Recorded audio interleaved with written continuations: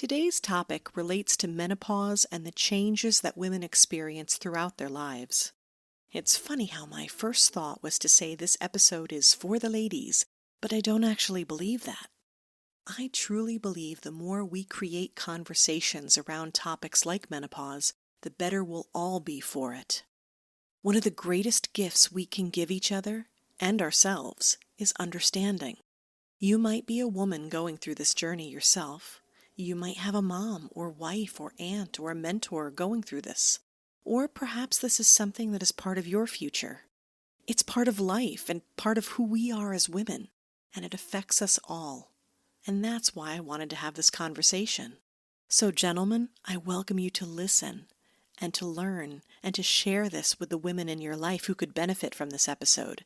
And ladies, please know that you will come away from this conversation today with a new perspective on a topic that is rarely welcomed, thanks to our guest, Jacqueline Rose.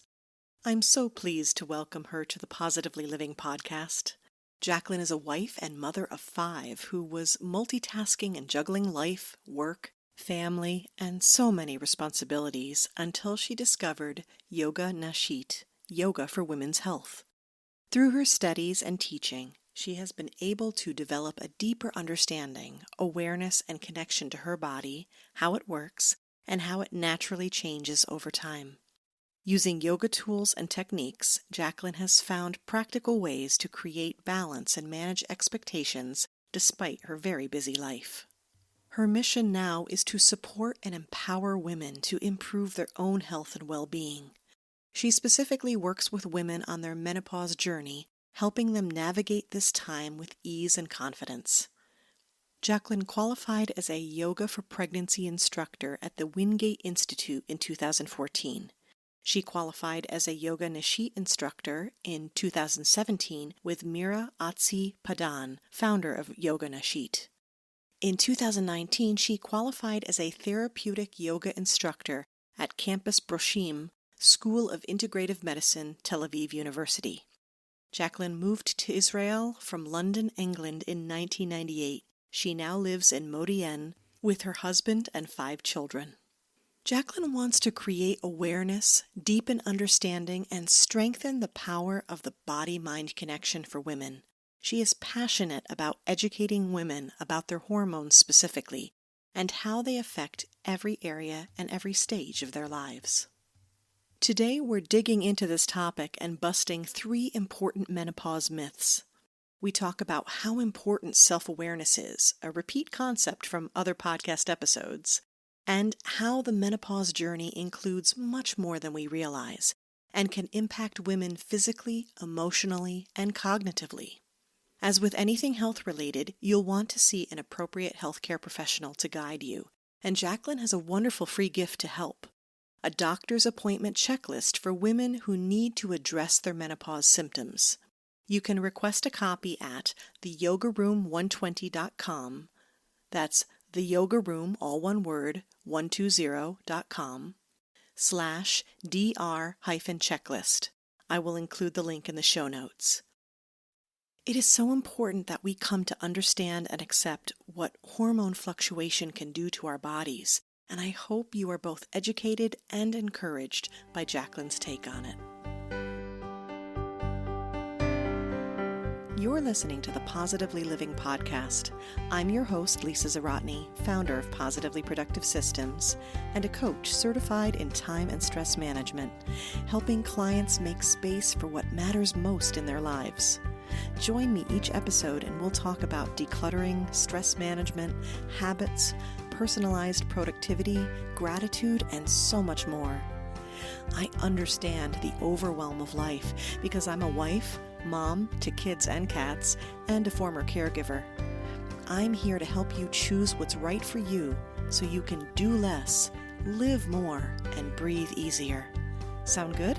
Let's get to it. Welcome, Jacqueline Rose, to the Positively Living podcast. I'm so pleased you could join me today. Thank you so much for having me. I'm really honored. Well, this is such an important topic, at least to me, and I think it will be to many women who are listening to this. But let's first start with you just telling us a little bit about yourself in your own words of who you are, who you help, and really what lights you up. Okay. So I'm Jacqueline. I'm a married mum of 5 kids. My eldest is soon to turn 18 and my youngest is 7. And I'm originally from England, London, but I've been living in Israel for the last 20 plus years. And I entered the world of yoga about 6 years ago. I had practiced yoga off and on throughout my life. But really, I entered it about 6 years ago as from a professional perspective.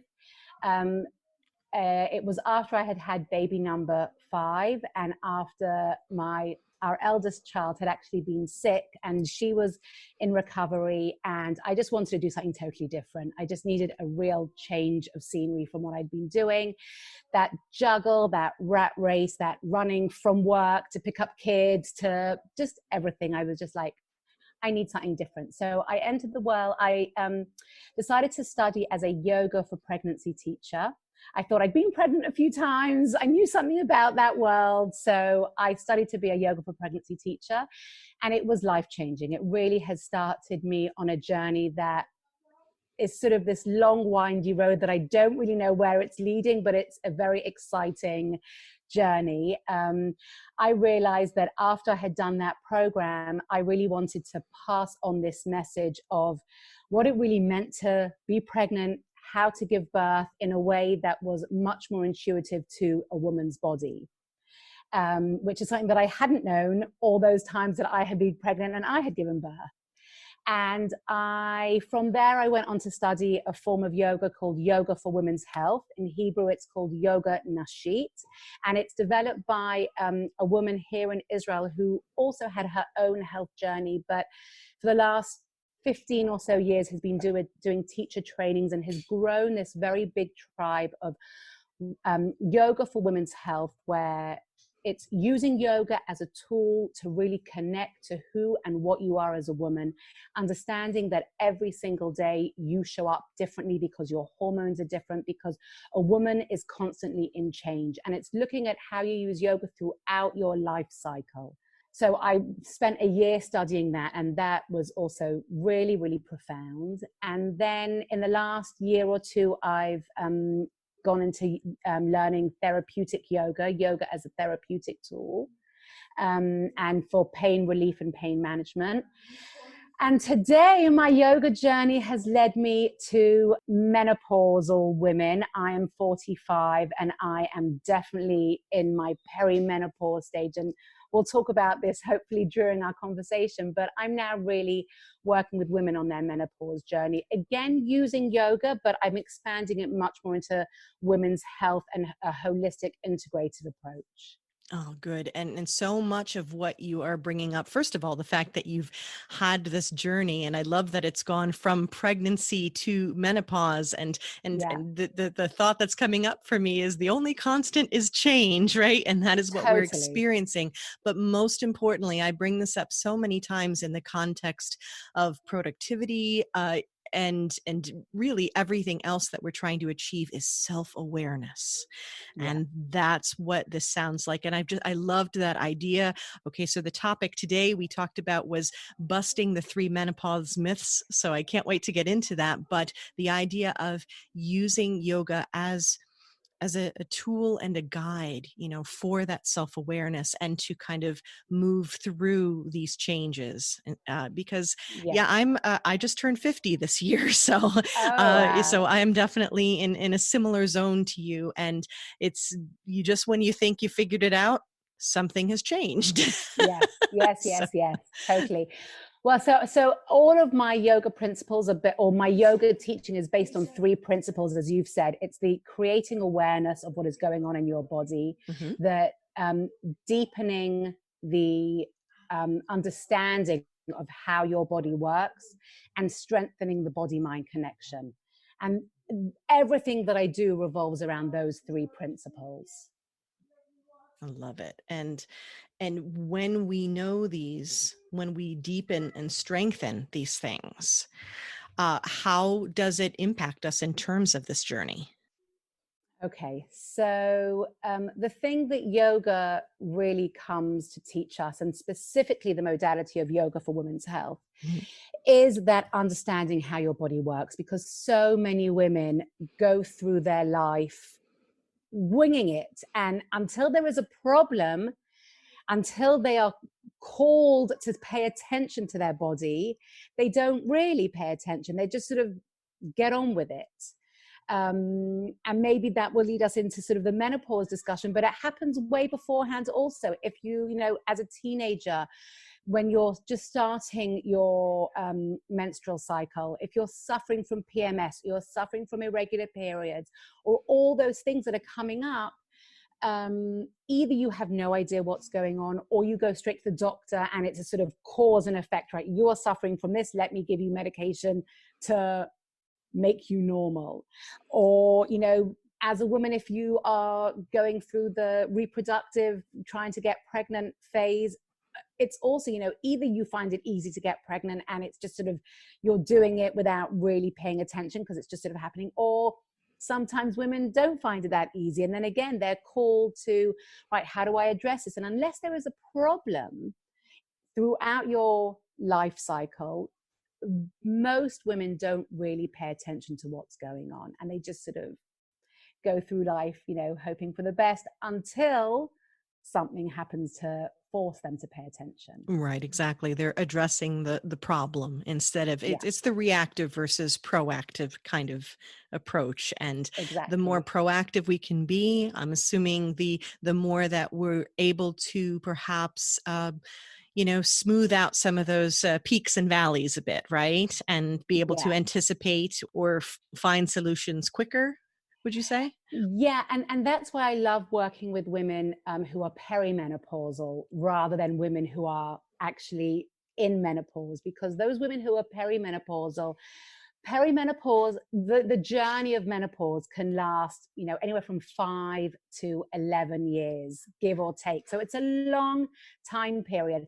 And most women only really pay attention when they are in the thick of things, when they are struggling, when they are suffering from their symptoms. Mhm. But if you know already at the age of 44, 45, that you're beginning to notice changes, and if you can put it in the context of this, you're at the first stage of your menopause journey, you're perimenopausal, it can totally change the way that you interact with your physical and health wellness challenges, because you're putting it in the context of, this is the journey. What I'm experiencing is part of that journey. It's not that I'm dying. It's not that I've got early onset dementia. It's not that I've got breast cancer. It's that these changes are happening because your body is changing. Mm. And so it's part of your, I like to talk about life cycle, your Mm. woman's life cycle, because as you said, and this is the foundation of being a woman, the only thing that is constant is change. Right.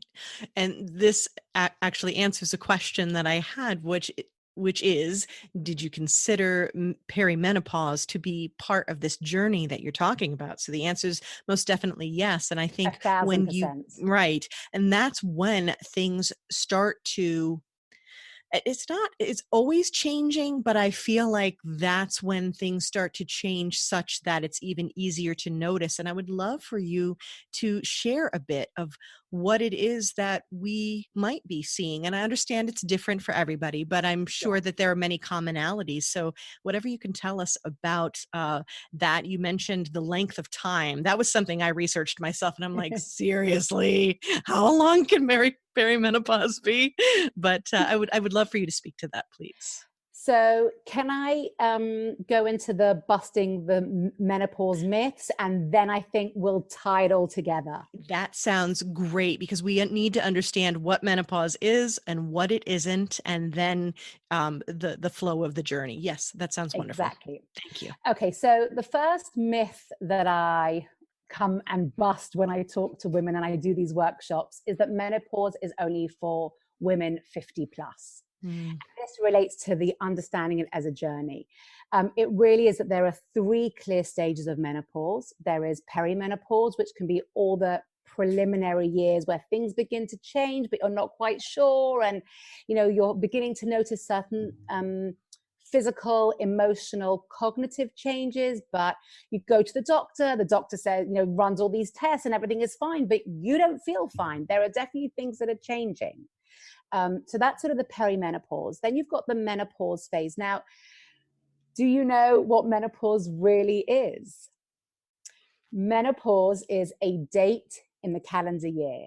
It is the date of your last period, and you need to have 12 period-free months to be able to go back and say, that was my menopause. So we talk about menopause in this very grand way, but really menopause is a date in the calendar year. But there are the years before, the years after, and those really intense years where you could potentially be experiencing a lot of the things that you hear about, the symptoms.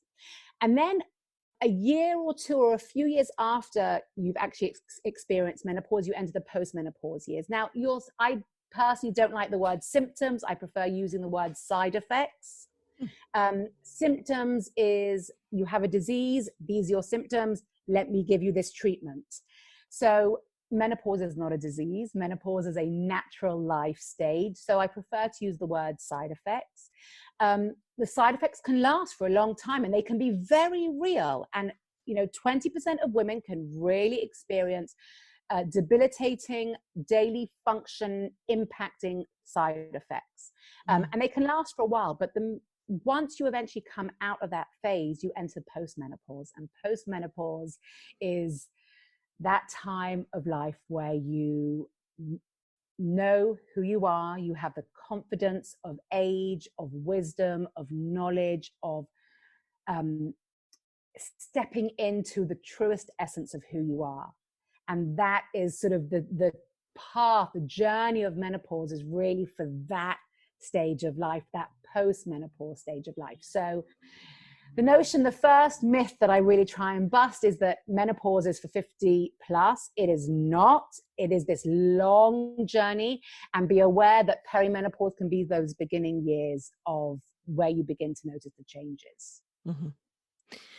And so you said, in your 40s, things can happen. What are some of the things? We can call them we'll call them the changes as opposed to symptoms, okay. Right? The changes that you might see. So I'm going to wait till myth number 3. Oh, good. Okay. So we're going to myth number 2. We're going to myth number 2, which is menopause means the beginning of the end. And this really is what I feel truly passionate about, is changing the way women, the language we use and the way we experience menopause. About 60, 70 years ago, when a woman was going through menopause, it was the beginning of the end, because women lived much shorter time, much shorter, that life expectancy was much shorter. Women were dying in their 60s, maybe early 70s. And so if you were going through menopause in your 50s, life really wasn't offering you very much more after your menopause years. Socioeconomic opportunities, the general opportunities for what a woman was able to do in her 60s and 70s, 70 years ago, was not the opportunities that a woman has now. Yes. And so in our societal cultural language, menopause has been seen as the beginning of the end, but that's not true today. Menopause is just midlife, and women can live a very full 30, even 40 years post-menopause. If you're going through menopause, the average age for menopause is about 51. Women are living up till 90, good 90s today. So today the notion of menopause being beginning of the end is just not relevant, but we still have it in our cultural language, in our cultural psyche, that it's the beginning of the end. So that's a myth I really, really try and bust. And it's a much more larger discussion about the way that women relate to this time and how we view aging as a society. And Western society views aging in a very specific way. And other cultures, Eastern societies, Chinese society, they don't have a word for menopause. Like aging, and the older woman, the wise woman, has a very different cultural significance than in Western culture. So it's a very deep, large conversation about the way that women, as you know, we view aging and what menopause means. It is, and I absolutely love that because it is so encouraging. When you offered myth number one, I was thinking, "Ooh, you're making it's easy for me to say menopause sound good," but really, the menopause, this idea of it, and it's one thing ending. It's one thing, like you said, it's a date on the calendar. It literally means to pause our menses, to stop. Yeah, Yeah, that part of it, but there's so much more to it. So yeah. that is, I love that because that's so I encouraging. Yeah, I like asking the question, look at the 20 years of your life between the age of 10 Hmm. and 30. When you are a young girl of 10 and you are a woman of 30, evaluate the 20-year journey you've gone through. Why should it be any different between the ages of 60 to 80? Mm. And when you think about it in that way, it's profound. It really is, and it's the idea of you know embracing change and embracing each different phase. So, Yeah. all right, so we have two myths Okay. down and one to go. Number three. Okay, so number three, and here we're going to get to the notion of challenges or symptoms or experiences. So the third myth is menopause means suffering. Mm. And I have a tagline that I like to use, which is suffering, struggle, and pain are not a prerequisite for your menopause journey. But that is what we think when we imagine menopause. Menopause is hot flushes, it's the moody woman. I mean, even today, you see it portrayed in movies and in television. And women make fun of it ourselves. You know, we Mhm. make fun of the experience that we go through. So the myth that menopause means suffering is something that I really want to challenge. And this is really where I come into sort of helping women. Okay. So the media is full of negative symptoms of menopause. Hot flushes, night sweats, insomnia, fuzzy brain, dry skin, low libido, vaginal dryness, stiff joints, declining bone density. I've got a long list. Hmm. Low energy, changes in period flow, feeling low, depression, anxiety, mood swings, forgetfulness, leaky bladder. The list goes on and on. There are approximately about 75 different challenges, physical, emotional, cognitive challenges that a woman potentially could experience. Hmm. And every woman will experience them in different ways. Some women will go through their menopause journey really quite happily, and that's what I wish for every woman. Some women will experience some changes and there'll be, you know, some stuff going on that won't really affect them, but it'll be noticeable. And some women will really, really suffer. Right. And through my background in yoga and my understanding of women's health, I really want to be able to support women as they navigate this time so that menopause is not suffering, it's not struggle, and it's not pain. Menopause health challenges are real, but it's about, again, how you confront them and Hmm. how you manage, treat, and even prevent them.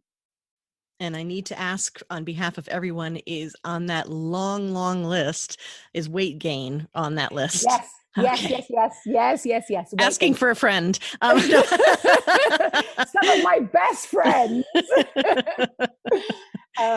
Yes, 1,000%. And it's Mhm. because of the hormonal um, roller coaster ride going on in your body. And this is what women need to understand. Puberty, if we can remember that far back, or if anyone has teenage daughters, puberty is that very emotional time when hormones start to kick in, menstrual cycle starts, and you've got this crazy time for those teenage years where everything is very, very sort of, you know, roller coastery. And I remember it myself. I have teenage daughters who are experiencing it, but you sort of get through it. Menopause journey is the bookend. There are two bookends to the fertility years. And at the end of your fertility years, menopause comes, your hormones go back into that roller coaster ride Mhm. until they reach their new balance post-menopause. So everything physical, I like to categorize the side effects in three categories. You have physical side effects, emotional side effects and cognitive side effects, and they can be profound. It is a result of what your body is physically going through, and what worked before may not work now. So you talk about weight gain. The foods you ate before, the level of exercise you were doing before may have maintained a certain weight beforehand, but you hit menopause journey, you haven't changed anything, but your body is reacting completely differently. Yeah. Yes. Yeah. And I think what you're talking about in terms of the changes, when you think about change in any aspect of life, I mean, I work a great deal with people who are going through life transitions, right? And who are, dealing essentially with change management, for, a fancy term for what we're going through. There's going to be that sort of, it's like a bit of the bumpy ride. You're going to, right? Exactly. You're going to have, it's a little of it gets worse before it gets better, or there's a little bit of the uncertainty, and I feel like that's what's happening with our hormones. That's what it sounds like you're describing. So when that happens, the best thing that we can do is understand this is going to happen. It's almost, I don't know if I want to use the word normalizing it, but in a way it's that acceptance. And I think when we, right? Yes. That's exactly the word. Yeah. The acceptance that this is normal. Mm-hmm. I speak to so many women who, after I give this workshop, two things that are said to me. Firstly, oh my gosh, so I'm normal. And secondly, oh my gosh, I'm not dying.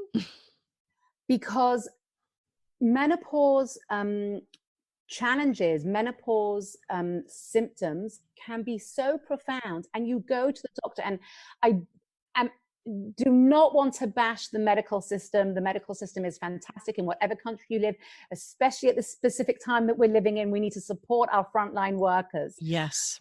But I will say that your local doctor has probably not done. Part of doctor training does not include going deep into what menopause journey really means. And I hear from so many women who go to their doctor because they're doing the right thing, they're getting checked out, they're going through, all whatever the different symptoms may be. Heart palpitations, they think they've got a serious heart defect, they've got heart palpitations. Stiff joints, they think they've got early arthritis. Brain fog, they think they've got early dementia. A whole litany of lists, stiff joints and insomnia, sleep disturbances, anxiety, depression. And doctors prescribe, because this is what doctors do. This is the ailment you're coming with. Mm-hmm. This is, how you're showing up, and let me give you the medication that fits that, direct sort of problem. So women walk away with antidepressants. They'll walk away with a litany of drugs, a litany of tests to make sure that everything is okay. And everything is fine. And so the doctor comes back and they say, all your tests are clear, your blood work is fine, everything's okay, I can't really help you. Mm-hmm. And the woman is in despair because she doesn't feel like herself and she doesn't know what's going on. And then all of a sudden, they come to a workshop or they come for some one-on-one session, and just that sigh of relief, that weight has been lifted off their shoulders, because all of a sudden it's like, I'm normal, I'm not dying, I'm not insane, and this is something that there's like light at the end of the tunnel. There's a way that I can feel normal again, or this is for a certain amount of time and it will pass and I will be okay. Right. That, I the part that you mentioned of the I'm not crazy. Gosh, I think that's that is so common, where we feel something, we know something's not right because we know something is different, and we can't quite make it out. And sometimes I think it can take a while for us to realize that, especially, and that's why awareness of the fact that perimenopause can be such a lengthy journey. And so when there is this, why am I not remembering quite as well? Why is this diet not working as well for me anymore? And by that, I mean, whatever nutrition we're taking in, not necessarily trying to lose weight, but all of these things, that what we've been doing is somehow maybe not as effective as it used to be. And the desperation of, well, what do I do if this hasn't worked? Like if what I used to do that was working now isn't working for me, what am I meant to do? I Right. don't understand what's going on in my body. I don't understand how to change it. So there's such a lack of knowledge, such a lack of understanding in it.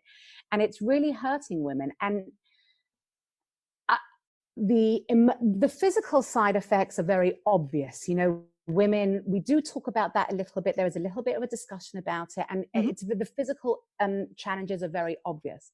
What's harder is the cognitive, and more importantly, the emotional. Yes. The emotional challenges that women go through during this time, that it can really be life changing for them. You know, can lead to loss of identity, loss of the mood swings, the anxiety, the depression, the even the issues like low libido and vaginal dryness end up having such emotional impacts Hmm. on themselves, how they view themselves, on the relationship with their partner, on the relationship with the family, with their loved ones, that there are really profound impacts that a woman who doesn't understand the context in which this is all happening in can end up having a really, really rough time of it. Right. When you have a response to whatever it is in Yeah. your life, to people, to things, to any kind of stimuli, where it feels like it comes out of nowhere when you don't know where it's coming from, that can be deeply disturbing. So what can we do walking away today? What, obviously you're here to help, so we'll have your information, and everyone will be able to reach out to you and to learn. But what else? What resources, or where would you send us, or what advice would you give us to start to understand this journey better, and to maybe take some steps to help assuage some of the challenges? Okay. So the first thing is, obviously, I support women during this time, and there are ways that I support women. The first thing I would say is that for any woman who really is struggling, she needs to book an appointment with a menopause specialist, Mm. not just your regular doctor, but a menopause specialist who understands what it means, menopause journey, who understands hormonal change, who understands what to look for. What we really want to achieve is some type of hormonal balance. I mean, the menopause is defined by hormonal fluctuations, Hmm. but we want to get our hormones fluctuating in as small a range as possible and navigate that fluctuation to the best of our ability. Right. And do the things, uh, all the side effects that we talked about are all a result of menopausal change, of hormonal change. So we Hmm. want to be able to to understand the hormonal change. So that's the first step. Get our hormones tested to see how, where they are, what they're doing, what's happening. Hmm. And then really say, okay, fine. After we've done the testing, after we've made sure that there is no real obvious medical problems, either see a menopause specialist, or I really advocate a holistic approach to this journey. So part of that for me is I do conduct with women a health and wellness assessment where we look at 7 areas of your health and well-being. And because I'm looking at the woman as a whole, we really need to look at all the things that she is doing. I know that there are some women, some professionals who focus on nutrition, and some professionals who focus on sort of specific areas with relation to, weight gain or things like that. But I like to really look at the menopause symptoms that you are experiencing, where your hormones are, what's going on, really educate the woman as to the importance of her hormones. We also look at stress, nutrition, sleep is profound. Mm. Movement, and I don't use the word exercise, I use the word movement. I like that. Yes. Work-life balance. Are we up to 7? Stress. Well, let me just make sure I've got all of them. We look at hormones, symptoms, stress, sleep, nutrition, movement, work-life balance. That's 7. There we go. And we look at every single woman and what her specific issues are and what she is experiencing, and also what changes. Because I spoke to a woman who she's a friend of mine, she went to a menopause specialist. She actually experienced early onset menopause, and so she went to a menopause specialist. She came away with a list of about 25, 30 things that the specialist suggested that she has to change. And she was like, whoa, like she said to me, like, I said to her, like, how's it going, and what have you implemented, and what have you done? And she's like, I don't really know where to start. Yeah. And when you come away with a list of 25 things, if it's not appropriate for you, if you're not able to really implement the changes in your life, with your lifestyle, with what you do, you're not going to implement anything. So Right. I really talk to women where they are, with the lifestyle they have, with what they can implement and what they can work on, and making small changes that can have a big impact based on Exactly. the things that they're going through. Yep. And obviously for me, yoga is an important part. So all my programs include yoga practice also, specifically this modality of yoga for women's health. Good. Yeah. Yeah. And, I just think it's so important. I, of course, believe in that holistic approach as well, because everything is interconnected. And what you're talking about with small steps and doable things, and that self-awareness, this all Yeah. goes back to habits, and being Yeah. able to implement things that make sense for your life and that you can do consistently, so that you can see those results, so that you can start to adjust those peaks and valleys that we talked about, and that you can anticipate what's happening, that you can, just come to understand that when you have a certain reaction, that you know where it's coming from, and you can, it's sort of like surfing the waves, right? Yeah. Yeah. that aspect of life. And I So think also the expectation versus the reality. mm, I've seen with women, and as I said, I'm a mum of 5 kids. I have my main job. I have a side job. I have a very, very busy for life. I'm busy running around a lot, but I have made changes in my life because I realized a while ago that um, it, that I don't, for me to be able to navigate and manage in my lifestyle, I need to make sure that I have time for myself, that I have breaks in my week, that I am able to pace myself, that I know that if I've got a really crazy day one day, that I give myself a little bit of extra time the next day. Like, understanding what my lifestyle needs, what my personality needs, and what I need to be able to function in the best way possible. And I think that women need to be take sometimes a little step back and say, right, this is the reality of my life. How can I create the things, put in place certain things that fill me up, or that give me time and space to breathe, or that allow me to do other things, so that I can function in a more balanced way. thank you for describing exactly what I coach. But this is the thing, and I know, if you've listened to me before, you know that I bring this Yes, up so many times. But this is so incredibly important, to take that space, because what you're describing again about the self-care that we need, the self-awareness, developing the habits. Now take that and put that into the context of the menopause journey, if you will, starting with the exactly. perimenopause, and consider some of the things that you mentioned besides the physical.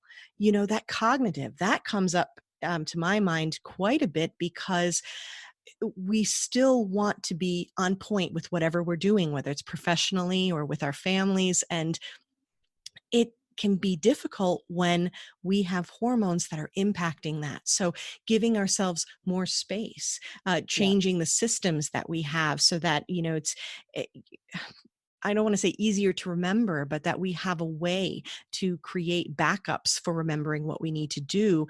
All of those yeah, things, I think, are important to create space to breathe easier in our lives anyhow. And then it becomes paramount as our bodies change on us. So that's amazing advice, Jacqueline. Thank yeah. you. I also think the honoring the hormonal journey, and Mm, I get a lot of pushback when I speak with women about hormones and about hormonal fluctuation, specifically women who still have a regular menstrual cycle, and the notion of honoring the hormones and what it means to respect that at different times in the month or at different times in your life, you may be functioning in different ways based on hormones, because the feminist movement has taught us that we should be functioning in a specific phrase, in a specific level, to prove ourselves, to break those glass ceilings, to really be functioning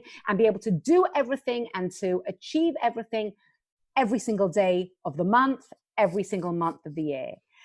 And when I say to women that, we really need to understand where our hormones are, how hormones impact us emotionally, physically, respect that, a lot of women don't like it, because so when I have my period, I need to just stay at home and hide under my, duvet cover and not do anything, but I have commitments and I have a job and I have this and I have that.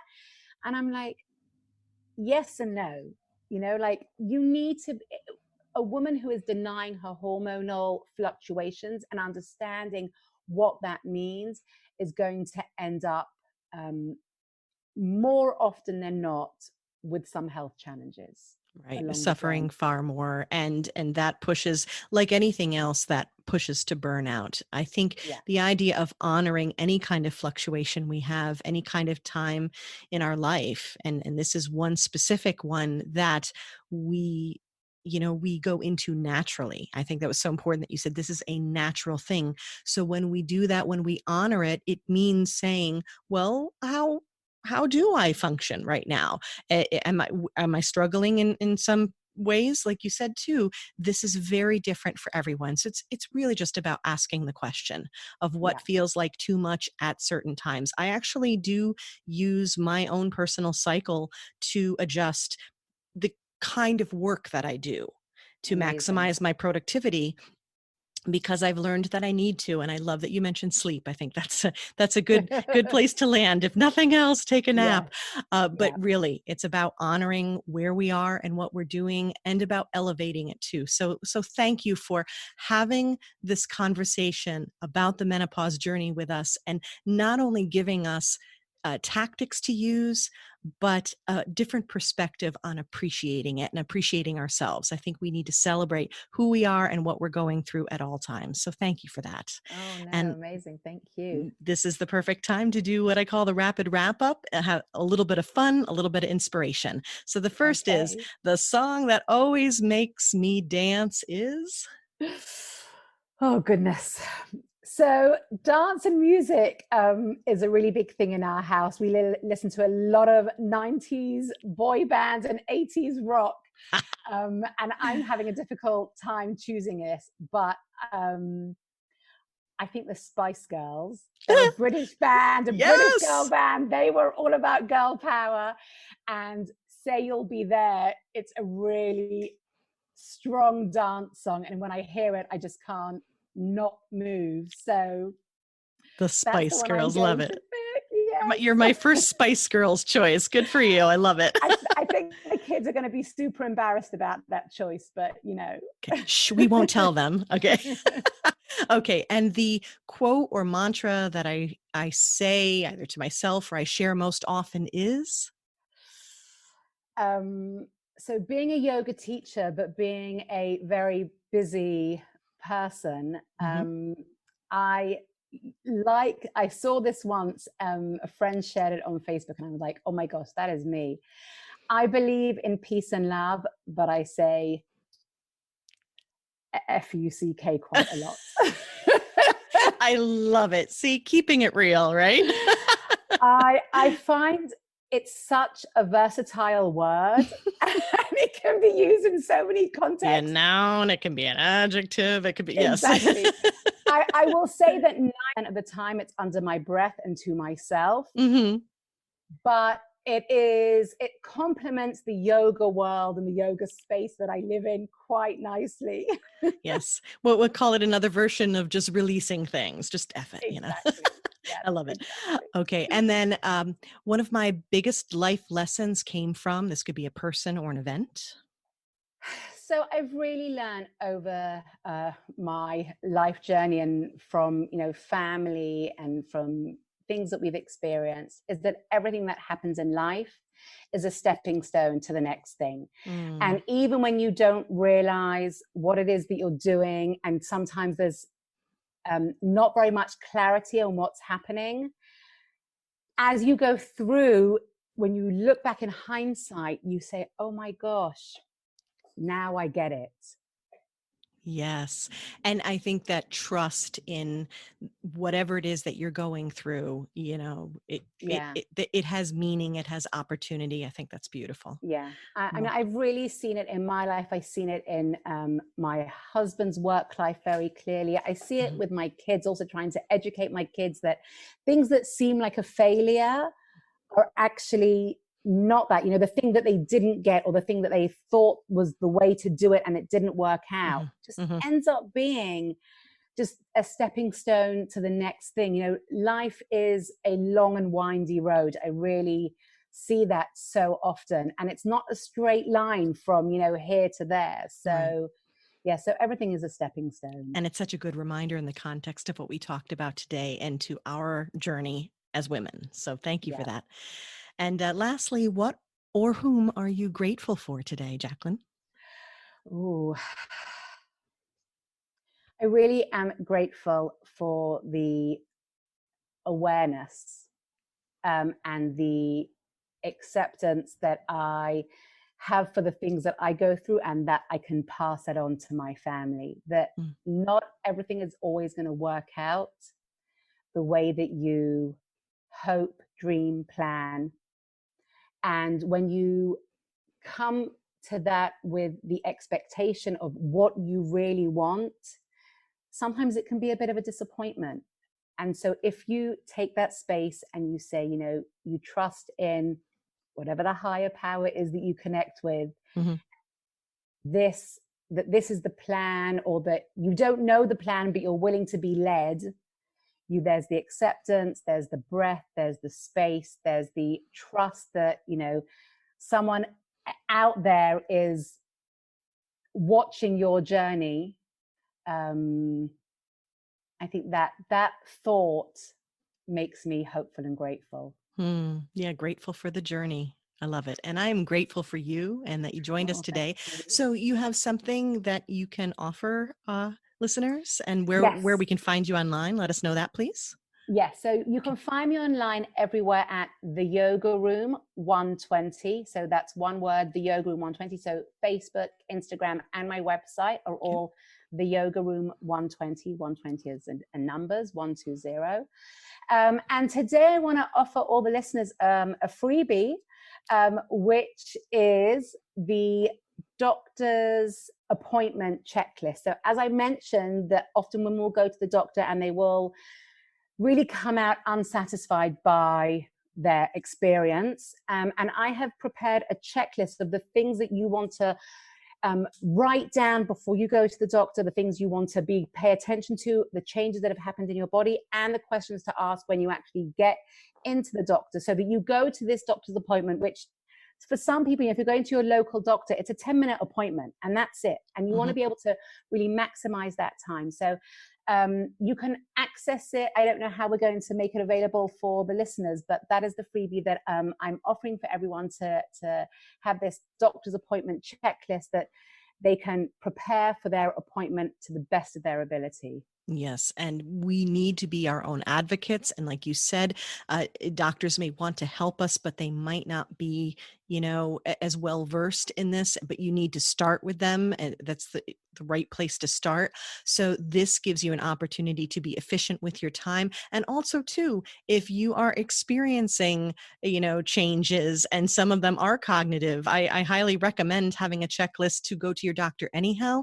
But I love that this one is specific for women and the menopause journey. So that is a great Yeah. gift. I'll make sure to have links to everything, including the gift and how to find you online, in the show notes.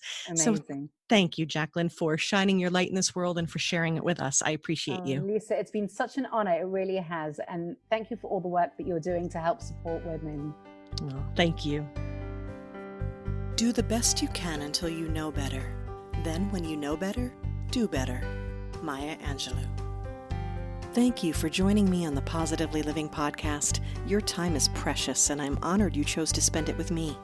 If you'd like more information on today's show, you can find a link to the show notes on positivelyproductive.com/podcast. If you found value in this show, please click subscribe, and even better, give a quick review on iTunes. It supports me and will help others find the show. If you'd like more positive content, come join me on social media. Positively Productive on Facebook and positively_Lisa on Instagram. Get ready for kids, cats, and all my quirky humor over there. I look forward to having you join me next episode. Until then, keep it positive and keep making space for what matters most.